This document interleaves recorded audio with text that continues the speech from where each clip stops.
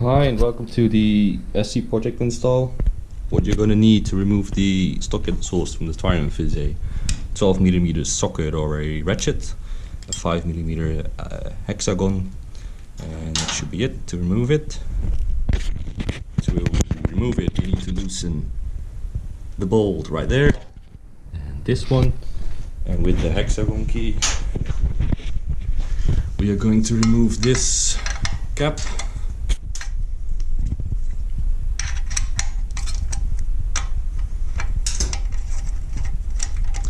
Also make sure you place a towel underneath it so it doesn't damage the exhaust that you're going to install or remove. Remove the hexagon, slide it forward. It's kind of hard to do it with one hand. And then you can just release it. Then there is a clamp right here which you have to loosen, and I thought that is going to be a 10, so you need a 10 or a... Once you've loosened it, and the other side, the exhaust should drop off. Well, it shouldn't drop off because it's clamped right here with a right here with a mallet as well. Don't forget about that, because you might think like, okay, it's loose, so why is it not coming off? Well, that's because there is a kind of rubber thing holding it together. Kind of weird.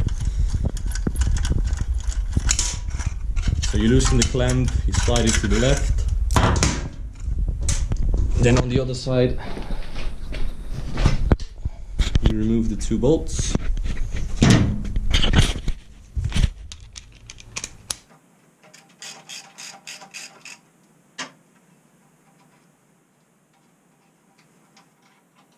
I'm going to keep that on for now. It's loose, but I'm leaving it so it doesn't drop down.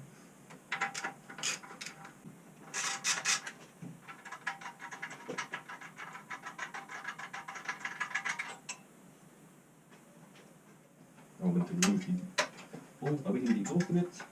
And now for the hard part. We need to get it out of this thing. So I'm going to wobble and shake and